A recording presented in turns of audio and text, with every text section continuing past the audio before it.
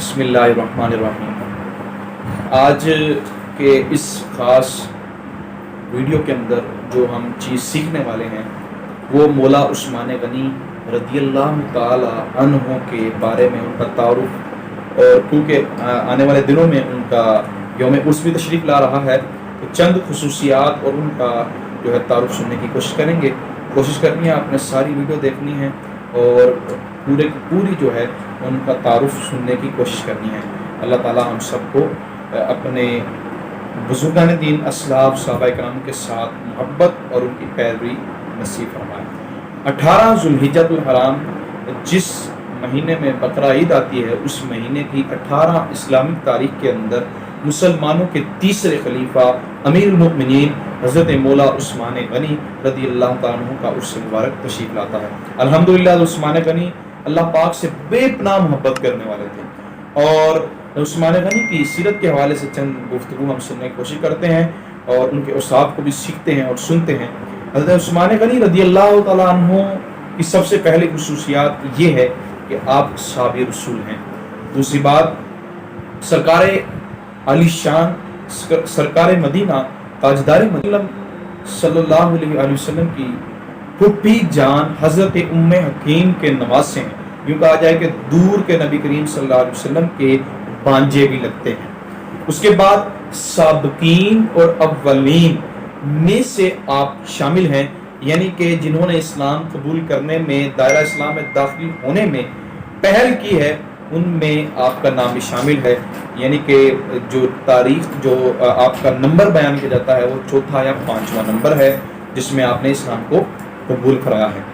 اور آپ کی خصوصیت میں سے خصوصیت یہ بھی ہے کہ آپ جو صحابہ اکرام عشرہ مبشرہ ہیں ان میں سے عثمان غنی شامل ہیں، کیونکہ عشرہ مبشرہ وہ صحابی ہیں یعنی جن کو نبی کریم صلی اللہ علیہ وسلم کی دنیا کے اندر رہتے ہوئے مبارک زبان سے جنت کی بشارت 10 صحابہ اکرام کو دی گئی، ان میں مولا عثمان غنی بھی شامل ہیں۔ سرکار مدینہ صلی اللہ علیہ وسلم کی آپ اتنی زیادہ محبت فرماتے تھے کہ آپ نے ایک کے بعد دوسری شہزادی کا نکاح بھی حضرت عثمان غنی کے نکاح میں دے دیا، آپ کے ہاتھ میں ان کا ہاتھ دے دیا۔ امام اہل سنت نے لکھا، قلم توڑ دیا۔ آپ نے اسی بات کی طرف اشارہ کرتے ہوئے لکھا، آپ نے فرمایا، نور کی سرکار سے پایا دوشالہ نور کا، ہو مبارک تم کو ذوالنورین جوڑا نور کا۔ ایک اور آپ کی خصوصیت حدیث پاک میں ہے، اللہ نے مجھے وحی فرمائی ہے کہ میں اپنی دونوں بیٹیوں کا نکاح حضرت عثمان غنی سے کر دوں۔ ایک بڑی ہی پیاری اور بڑی ہی عمدہ اور آپ کی خصوصیت کے بارے میں اور آپ کی خاص مقام اور افضلیت کے بارے میں جو حدیث ہے وہ میں ابھی آپ کو بتانے والا ہوں، شیئر کرنے والا ہوں۔ وہ یہ ہے، ایک حدیث پاک میں نبی کریم صلی اللہ علیہ وسلم نے، تاجدار مدینہ نے ارشاد فرمایا، اگر میری 100 بیٹیاں ہوتی،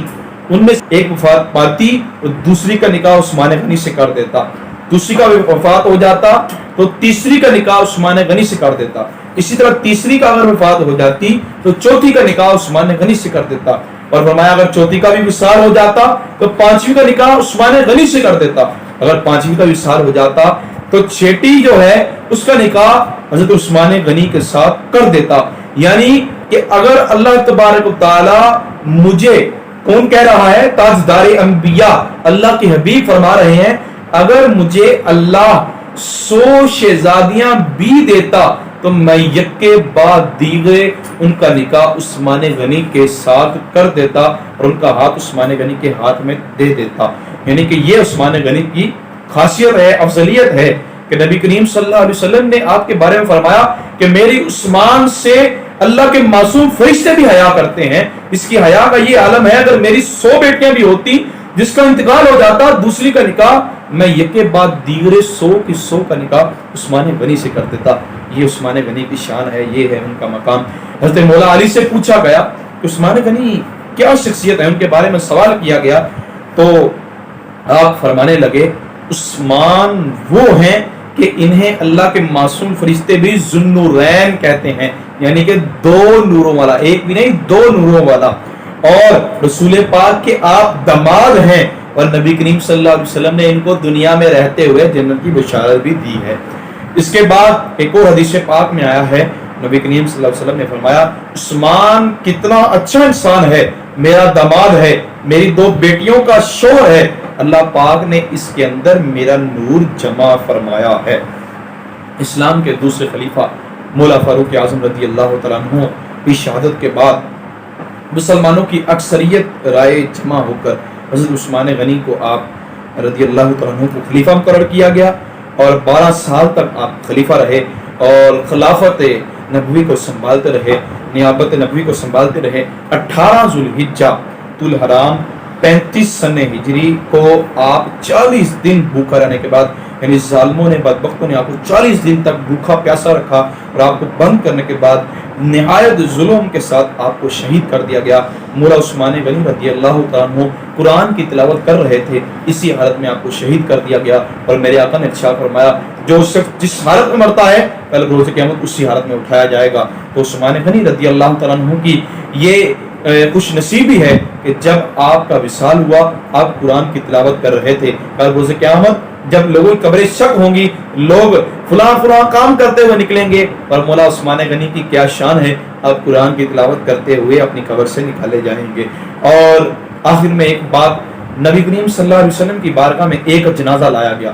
اور جو بھی نبی کریم صلی اللہ علیہ وسلم کی موجودگی میں قرب و جوار میں جو لوگ تھے جس کا وصال ہوتا مسلمان کا، نبی پاک کی بارگاہ میں لایا جاتا، رسول اللہ صلی اللہ علیہ وسلم اس کے جنازے کی امامت فرمایا کرتے تھے۔ اسی طرح مسجد نبوی میں ایک شخص کا جنازہ لایا گیا، نبی کریم صلی اللہ علیہ وسلم نے اس شخص کے جنازہ پڑھانے سے انکار کر دیا۔ لوگوں نے کہا یا رسول اللہ کیا معاملہ ہے، کیا ماجرا ہے، آپ نے اس شخص کے جنازہ جو بظاہر ایک مسلمان تھا اس کا جنازہ پڑھانے کا انکار کر دیا ہے، اور اس کے جنازے میں خود بھی شریک نہیں ہو رہے اور ہمیں بھی منع کر دیا ہے، معاملہ کیا ہے، ماجرا کیا ہے، کون سا ایسا عمل ہے جس کی وجہ سے آپ نے اس شخص کے جنازہ پڑھانے سے انکار کر دیا ہے؟ تو میرے نبی کریم صلی اللہ علیہ وسلم نے کیا بات کہی، کیا الفاظ کہے، دل کے کانوں سے سماعت کیجئے اور دل کے اندر ان الفاظ کو نوٹ کر لیجئے۔ میرے نبی کریم صلی اللہ علیہ وسلم نے کیا ارشاد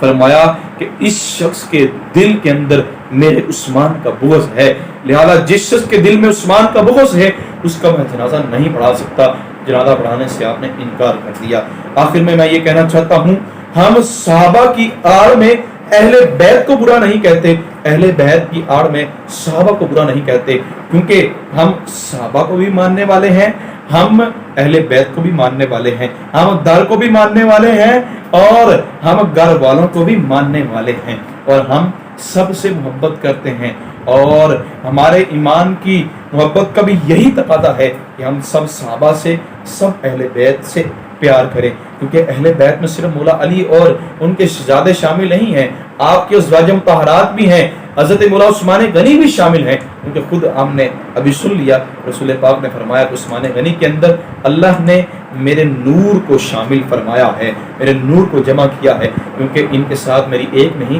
2 شہزادیوں کا نکاح ہوا ہے، لہذا جو مولا علی سے محبت کرتا ہے تو وہ مولا عثمان غنی سے بھی محبت کرتا ہوگا، حضرت ابوبکر صدیق اور شیخین کریم حضرت مولا فاروق اعظم سے بھی محبت کرتا ہوگا، تو وہی پکا مسلمان ہے، سچا مسلمان ہے، اور وہی جو ہے ایمان کی حلاوت پانے والا ہے۔ اللہ تعالیٰ سے دعا ہے اللہ تعالیٰ مولا عثمان غنی کے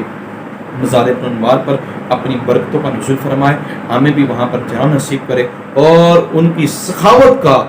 جو جذبہ تھا اس کے صدقے اللہ تعالیٰ ہمیں بھی اپنا مال